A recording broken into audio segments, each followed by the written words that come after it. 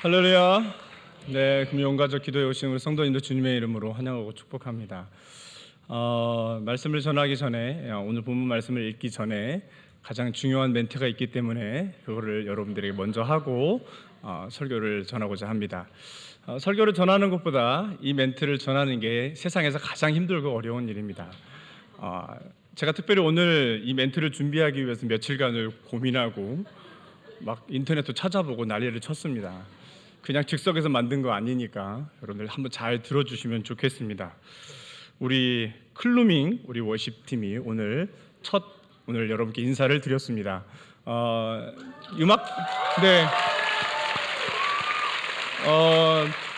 아직 시작도 안 했는데 저 정도면 음악 방송에서 걸그룹 처음 인사하는 친구들처럼 아주 폴더 인사를 하면서 우리 이쁘게 봐주세요 막 약간 그런 느낌이 듭니다.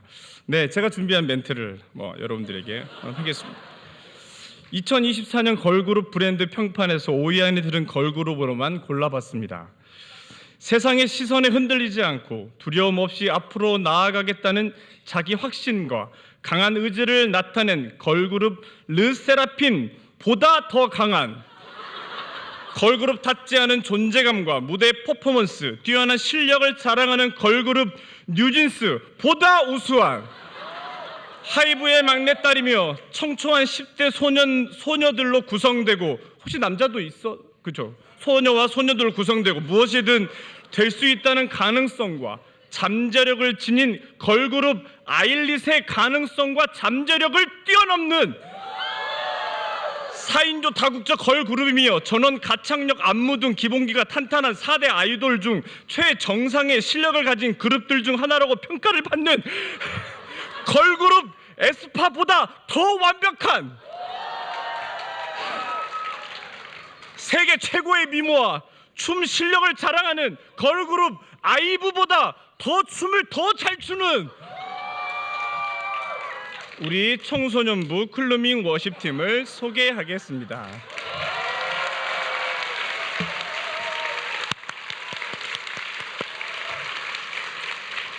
마음에 들었어요? 마음에 들었습니까? 네. 우리 클루밍 워십팀 여러분 조금 생소하실 것 같아서 말씀을 좀 드리겠습니다. 우리 청소년부 워십팀이고요. 우리 이다연, 안예린, 유솔빈, 홍유은, 민주은, 조예은, 유서연 이렇게 7명으로 구성된 우리 걸그룹입니다. 우리 클루밍 워십팀은 청소년부 학생들이 워십을 통해 하나님께 영광을 올려드리기 위해 만들어진 팀이라고 합니다. 이 클루밍이라는 말이 좀 우리에게 생소하시죠? 이 팀 이름은 우리 학생들이 직접 지었다고 합니다. 무지하게 어렵습니다. 청운의 그 C와 영어로 C와 클로라는 그 단어의 C를 합쳐서 그리고 꿈을 꾸는 듯 뜻하는 드리밍을 합친 의미로 여기까지도 너무 어렵습니다. 하나님 나라를 꿈꾸는 자들의 길잡이라는 그러한 의미를 가진 우리 클루밍 워십 팀의 멘트 좀 했으면 좋겠습니다. 우리 클루밍 팀의 아주 멋진 무대를 여러분 보셨습니다. 아주 너무나도 잘하고 박력 있고 힘 있고 너무나도 아름다운 그런 이 댄스가 아니었나 그런 생각이 듭니다. 여기 설명에 있는 것 좀 읽어드릴게요. 우리는 청운교회에서 자라나는 꿈을 꾸는 청소년들입니다. 각자에게 주신 춤이라는 달란트를 통해 하나님을 기쁘시게 하는 워십, 그 안에서 마음껏 기뻐하며 은혜를 나누는 워십팀이 되는 것이 우리의 비전입니다 라고 했습니다. 여러분 우리 워십팀을 위해서 다시 한번 박수 쳐주시기 바랍니다. 감사합니다. 그리고 하나 더 안 했습니다. 우리 임마누엘 성가대 기대가 되시죠? 임마누엘 성가대 제가 길게 준비는 안 했습니다만은 서울시립 합창단을 뛰어넘는 오늘 최고의 오늘 찬양을 지어주시면 너무 감사를 드립니다.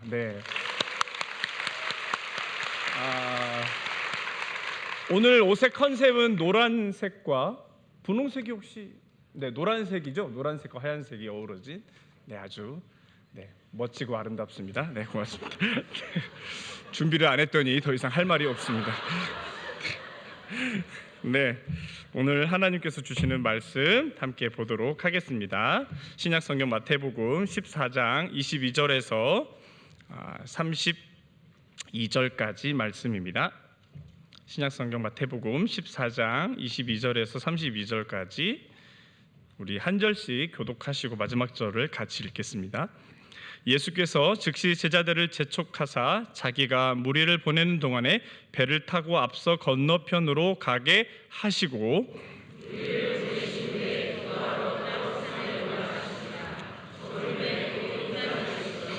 배가 이미 육지에서 수리나 떠나서 바람이 거스름으로 물결로 말미암아 고난을 당하더라.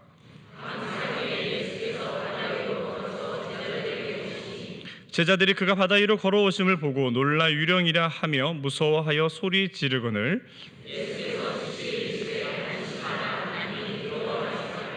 베드로가 대답하여 이르되 주여 만일 주님이시거든 나를 명하사 물 위로 오라 하소서 하니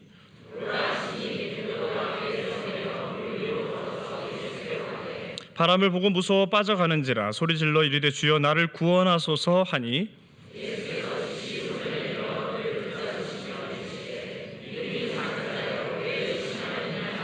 같이 읽겠습니다. 배에 함께 오름에 바람이 그치는지라. 아멘. 하나님의 말씀입니다. 말씀을 위해서 잠깐 기도하겠습니다.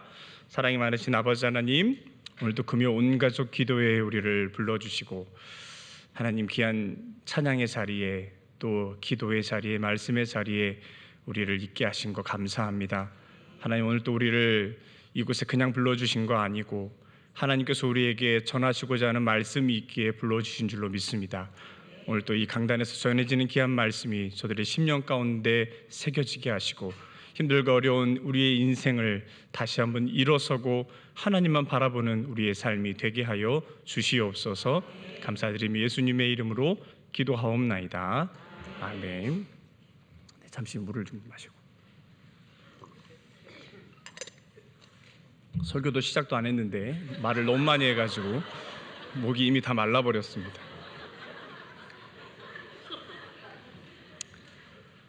한 목사님의 이야기로 설교를 시작하고자 합니다. 2005년 8월 달이었습니다. 지금으로부터 거의 한 20년 정도 전에 무더운 여름날 한 목사님의 가정에 셋째 아이가 태어났습니다. 그러나 이 셋째 아이가 태어난 그 기쁨도 잠시 이 아이의 젖을 먹이던 사모님이 갑자기 뇌경색으로 쓰러지게 됩니다. 이전에 전조 증상도 전혀 없었고 이 모든 것들을 준비할 수 있는 그런 여유조차 전혀 없었던 그런 상황이었습니다. 행복했던 목회자 가정에 태풍이 불어왔습니다. 그 이후로 사모님은 지금까지 침대에서 일어나지 못하고 아무것도 할 수 없는 그런 사람이 되고 말았습니다. 원래 이 목사님의 이 목회 비전은 개척교회를 하는 거였습니다. 이 목사님이 개척을 시작하고 막 이제 힘차게 그 목회를 시작할 즈음에 갑자기 목사님의 인생에 브레이크가 걸리게 된 것이죠. 사모님이 쓰러지고 난 이후에 목사님은 더 이상 이 개척교회의 목회를 더 이상 감당할 수가 없었습니다. 이제는 아내의 그 빈자리 그리고 그 엄마의 빈자리를 이 목사님 혼자서 다 감당해야만 했습니다. 어린 자녀를 먹이고 입히고 학교를 보내는 일들, 이제 태어난 이 아이를 돌보고 기저귀를 갈아주고 분유를 먹이는 일, 아무것도 못하는 아내의 기저귀를 갈아주고 씻기고 먹이는 일, 이것뿐만이 아니었습니다. 매 끼니 식사를 준비해야 하고 아이들이 지나간 자리를 정리하고 청소하고 빨래하는 일, 이 모든 일들을 목사님 혼자서 다 감당해야만 했습니다. 여러분, 이런 상황이 만약 여러분에게 닥친다면 여러분 어떤 생각이 들겠습니까? 억울함과 분노의 그 감정이 복받쳐 오를 것입니다. 목사님은 자율신경이 마비된 그 아내를 돌보고 좀처럼 뜻대로 움직여주지 않는 사랑하는 자녀들을 양육하면서 또한 전혀 익숙하지 않은 집안일까지 하면서 그 마음 가운데 그 목사님의 마음속에 엄청난 분노가 치밀어 오르기 시작했습니다. 눈이 시뻘개지도록 하나님 앞에 나아가서 눈물로 기도했습니다. 그는 이렇게 기도합니다. 하나님, 왜 저에게 이런 일을 일어나게 하셨습니까? 하나님이 저에게 주신 그 꿈과 비전, 하나님 이제 여기서 접어야 하나요? 하나님 좀 일 좀 제대로 좀 하세요. 왜 이렇게 나를 힘들게 하시는 거예요? 분노로 가득 찬 목사님은 하나님께 내가 부양해야 할 사랑하는 그 가족들을 진심으로 사랑하는 그런 마음을 달라는 그런 기도가 나오지 않았다고 합니다. 그는 지금 자신의 그 감정을 추스리고 다스리는 것만으로도 충분히 힘들고 어려운 시간을 그는 보내고 있었던 것이죠. 생각만 해도 목사님의 인생이 괴롭고 그 마음이 얼마나 답답한지를 우리는 공감할 수 있습니다. 이렇게 해서 오랜 시간이 지난 후에 목사님은 자신이 지내온 모든 그 순간들, 우리는 알지 못하는, 밖에서 보는 사람들은 전혀 알 수 없는 그 목사님의 그 속내와 그 어려웠던 그 마음들을 책으로 그가 출판을 하게 되었습니다. 그는 그 책에서 자신이 어렵고 힘든 이 고난의 터널을 지나오면서 그저 단순히 하나님만을 원망하면서 지냈던 시간이 아니라 그는 그 시간을 통해서 하나님께서 나에게 깨닫게 하시는 아주 중요한 내용들이 있었다고 그는 고백합니다. 여러 가지가 있었지만 그 중에 한 가지를 여러분에게 소개하자면, 고난이라는 것은, 고통이라는 것은 내가 살아가는 삶의 속도를 급격하게 늦춘다라는 사실입니다. 다시 말해서 고난이 닥쳐오면 내가 살아가던 인생의 속도가 갑자기 현저하게 느려지게 된다라고 하는 것입니다. 여러분, 우리는 정말 빠른 이 시대를 살아가고 있습니다.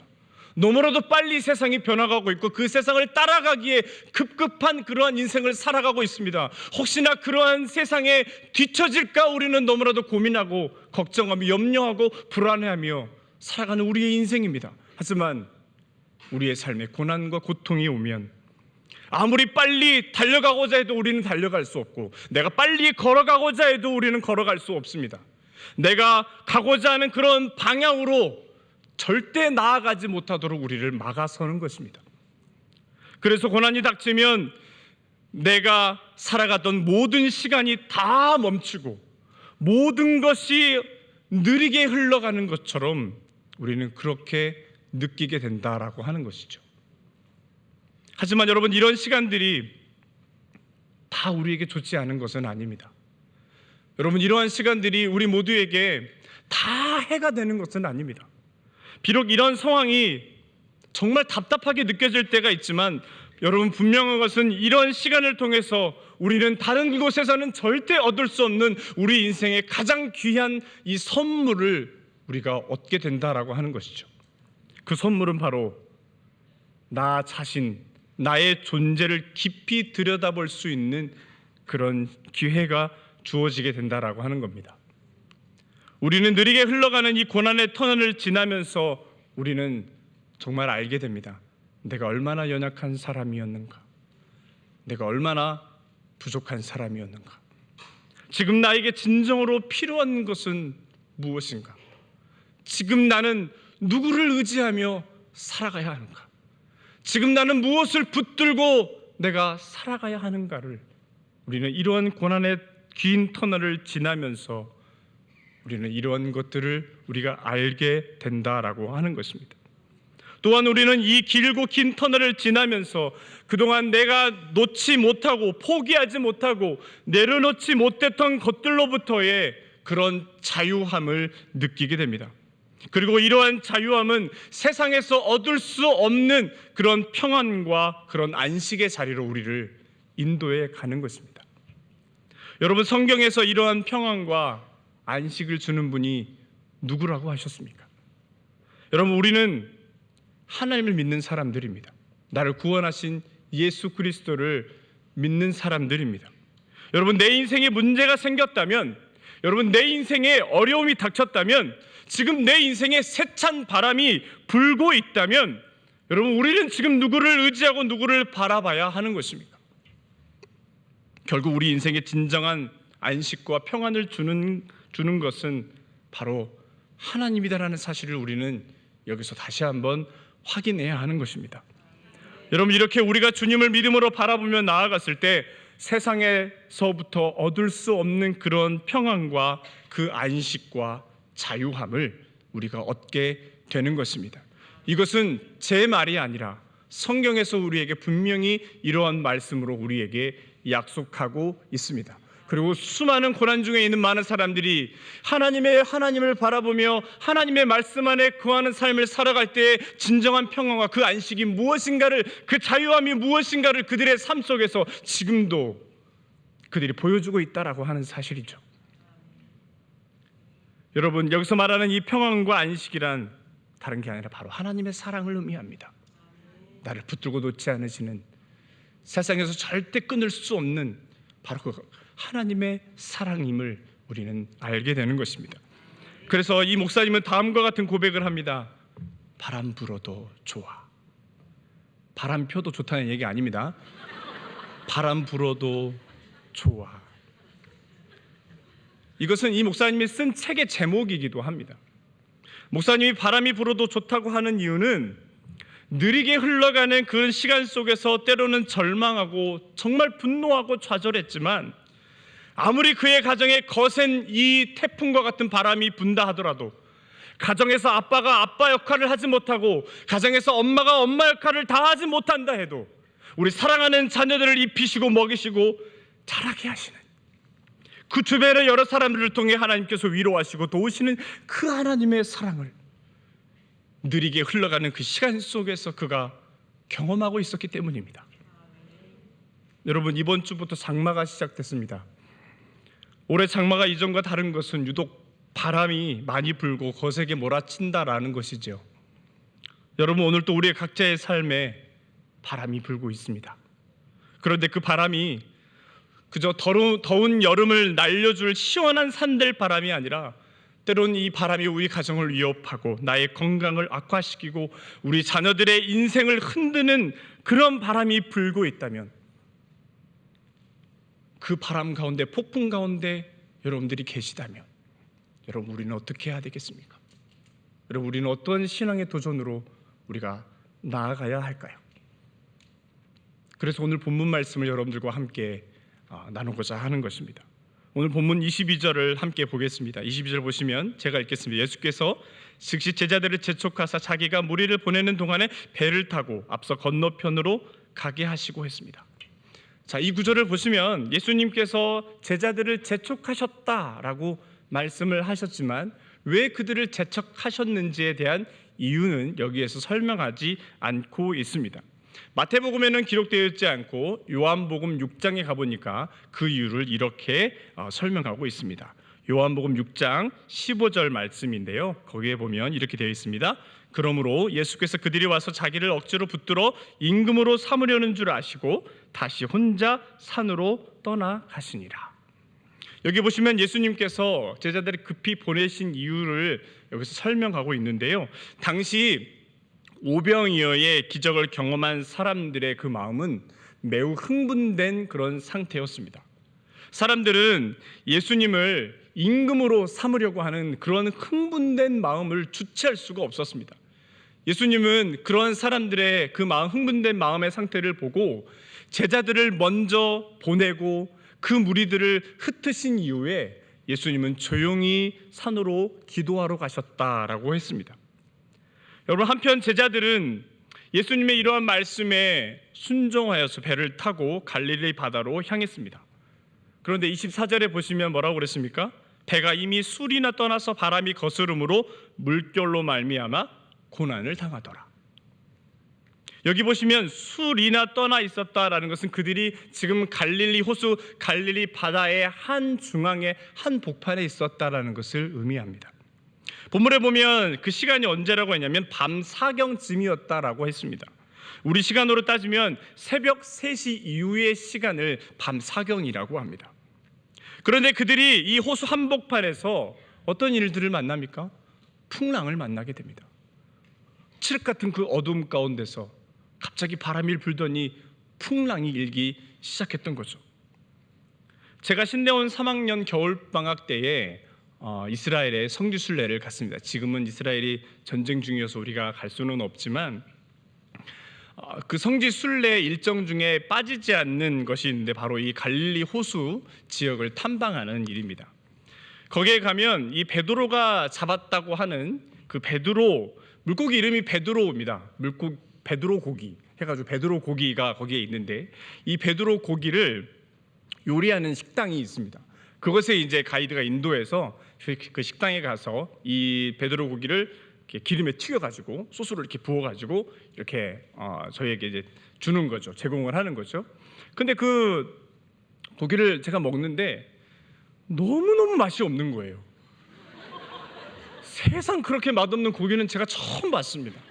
신발을 튀겨도 맛있다고 하는데 세상에 이것은 그 물고기를 그렇게 그 귀한 물고기를 튀겨가지고 나왔는데 그렇게 맛이 없을 수가 없는 거예요. 너무나도 맛이 없어서 지금도 벌써 20년이 지난 지금도 생생하게 기억에 남아있다라는 겁니다. 그렇게 하루가 지나고 다음 날 우리 팀원들과 배를 타고 갈릴리 호수를 횡단하는 그 코스를 가게 되었습니다. 갈릴리 호수는 그 둘레가 약 53km에 이릅니다. 아주 거대한 호수죠. 그리고 이쪽에서 저 끝을 바라보면 거의 끝이 보이지 않을 정도로 아주 커다란 호수입니다. 그 배를 타고 가면 지금 이제 거기서 운행하는 배를 타고 가면 한 40분에서 한 45분 정도를 배를 타고 건너가야 합니다. 우리는 이른 아침에 배를 타고 갈릴리 호수를 건너게 되었습니다. 배를 타고 출발하자마자 당시 가이드 하셨던 한 목사님이 하시는 말씀이 이상하게도 이 갈릴리 호수에 이 배를 신학생들이 배를 타면 바다가 요동을 친다라는 거예요. 다른 사람들 아니고 꼭 신학생들만 타면, 제가 신학생이잖아요. 신학생들만 타면 바다가 요동을 친다라는 거예요. 그 며칠 전에 왔던 신학생 팀도 사실은 당일에 날씨가 너무 좋았대요. 날씨가 너무 좋았는데 한참 가다가 보니까 갑자기 바람이 불더니 막 풍랑 일고 난리가 나더랍니다. 그 신학생들이 멀미를 하고 배 바닥에 다 엎드려 갖고 하나님 앞에 고래고래 소리를 지르면서 살려달라고 통성으로 기도하고 그랬다라고 하는 거죠.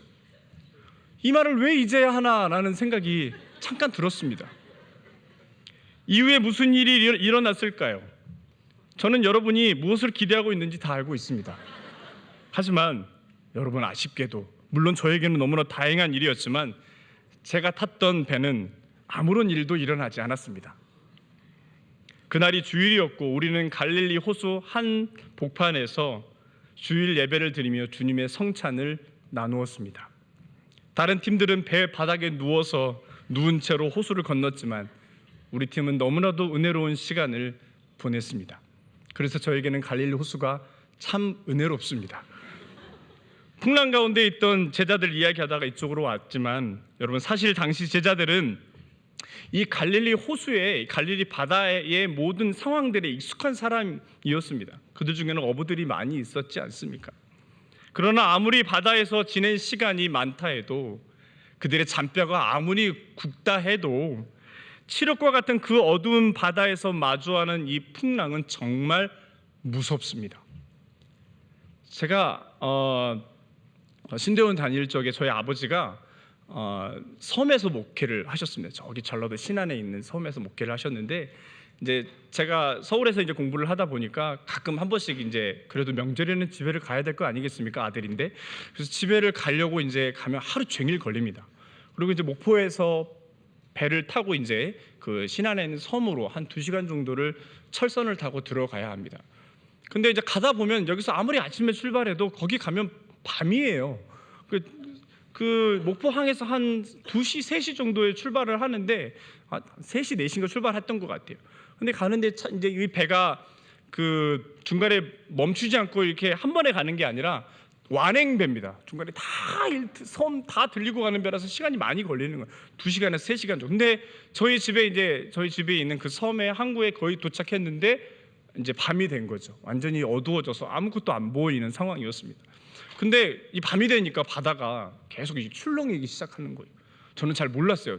밑에서 요나처럼 자느라고 하나도 몰랐는데 이제 깰 때가 이제 다 돼서 깨어서 보니까 배가 난리가 난 거예요.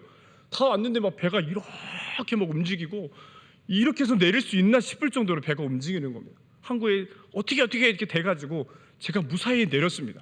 그러면서 이 가는 배를 봤더니 배가 완전히 거의 배가 잠길 정도로 아주 흔들리는 것을 보게 되었습니다.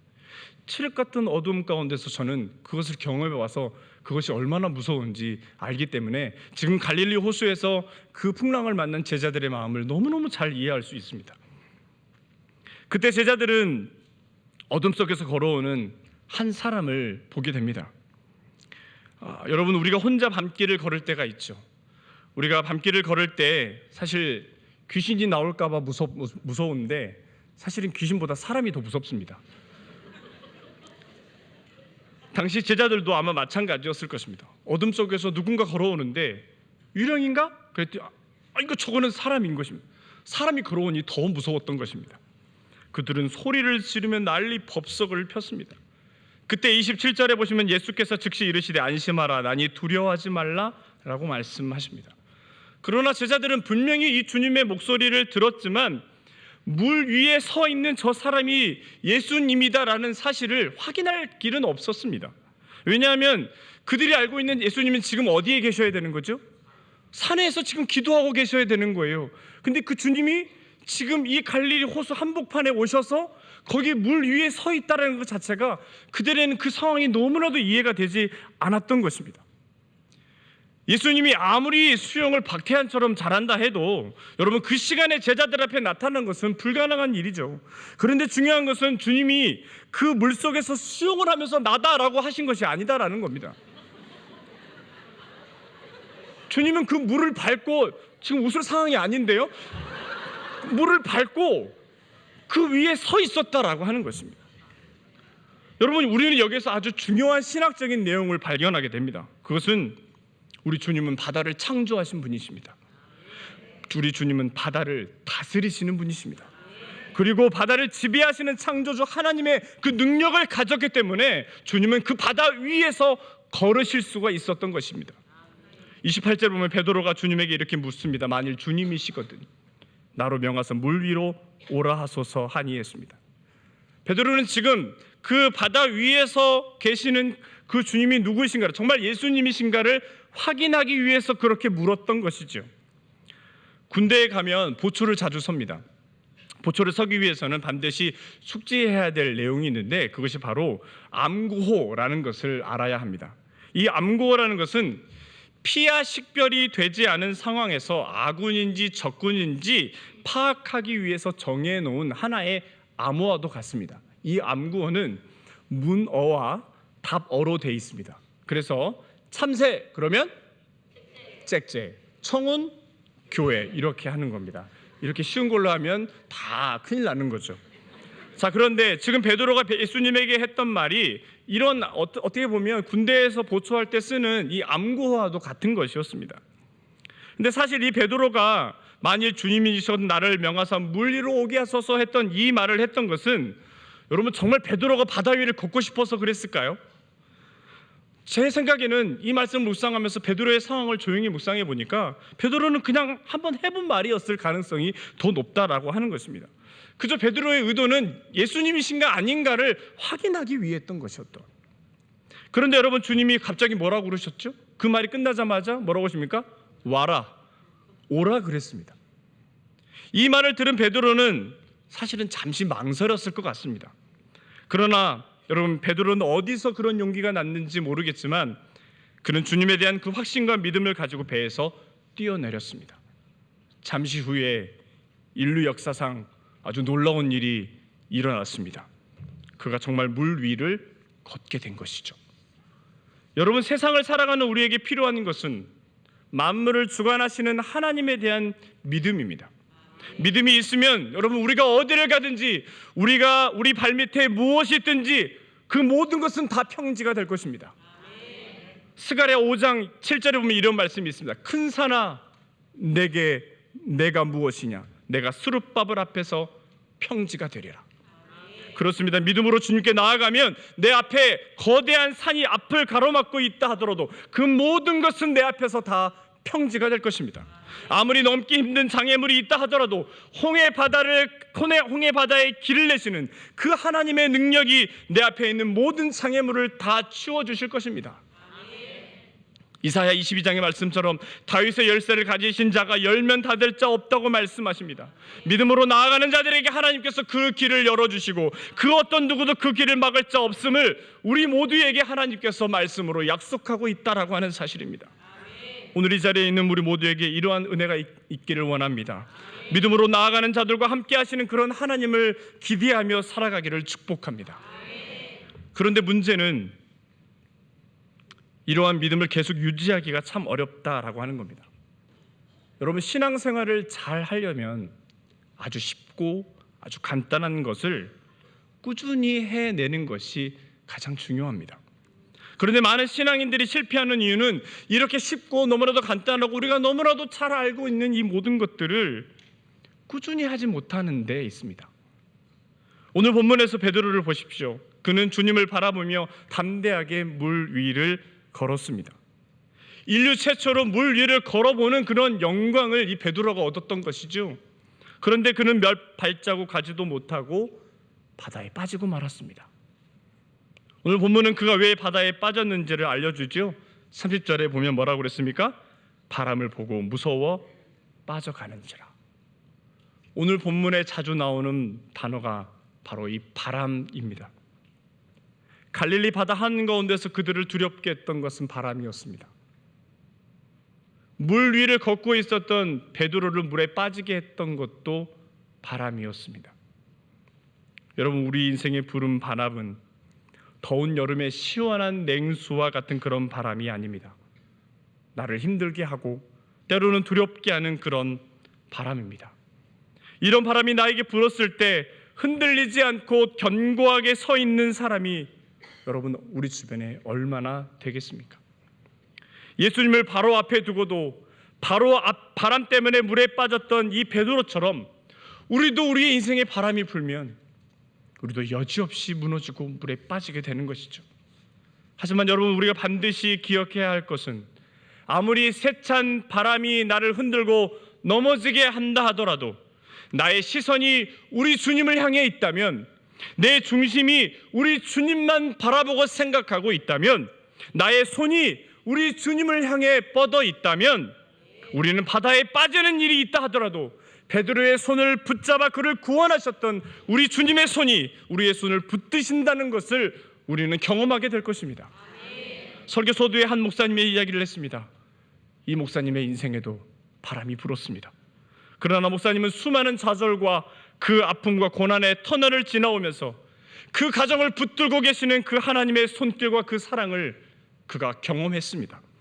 목사님이 쓰신 책 서문에 보면 다음과 같은 글귀가 있어서 여러분들에게 소개하고자 합니다. 이렇게 되어 있습니다. 바람이 불어왔다. 그리고 그 바람 때문에 중심이 이동했다. 나에게서 하나님께로, 우리에게서 그분께로.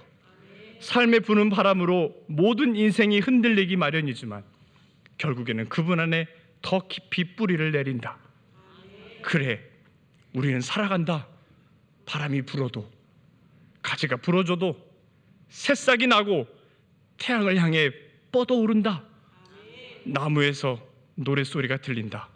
바람 불어도 좋아. 이 글귀를 읽고 있는데 생각나는 찬양이 있습니다. 제가 참 어렸을 때 좋아했던 찬양인데요. 바람 불어도 괜찮아요. 파도 일어도 괜찮아요. 나는 괜찮아요. 바람을 만드신 하나님, 파도를 만드신 하나님, 주님 내 안에 계시니 나는 괜찮아요. 여러분, 그렇습니다. 여러분, 우리 인생에 바람이 불어도 여러분, 우리는 괜찮습니다. 왜냐하면 그 바람은 내 중심을 하나님께로 인도하는 바람이기 때문입니다. 그 바람은 나를 세상이 아닌 하나님께로 인도해 주는 바람이기 때문입니다. 여러분, 그 바람은 세상 중심으로 살아갔던 어리석던 나의 생각을 깨우쳐주는 그런 바람이기 때문입니다. 그 바람은 어둠 속에 있던 나를 구원하여서 구원의 빛을 보게 하는 그 바람인 것입니다. 여러분, 그 바람은 나의 믿음의 뿌리를 더욱 견고하게 하는 그런 바람이기 때문입니다. 그래서 우리는 바람이 불어도 괜찮은 것입니다. 그러므로 내 인생에 부는 바람으로 여러분 염려하지 않기 바랍니다. 이제는 더 이상 두려워하지 않기 바랍니다. 왜냐하면 여러분, 그 바람은 나를 정신 차리게 하는 바람이요, 세상에 한눈을 팔고 있던 우리의 시선을 주님께로 향하게 하는 바람인 것을 여러분 오늘 말씀을 통해 확인하시고, 오늘 또 물에 빠져 허우적대는 우리에게 손을 내미시는 우리 주님의 그 손을 굳게 붙들고 승리하며 살아가는 저와 여러분들의 삶이 되기를 간절히 축복합니다.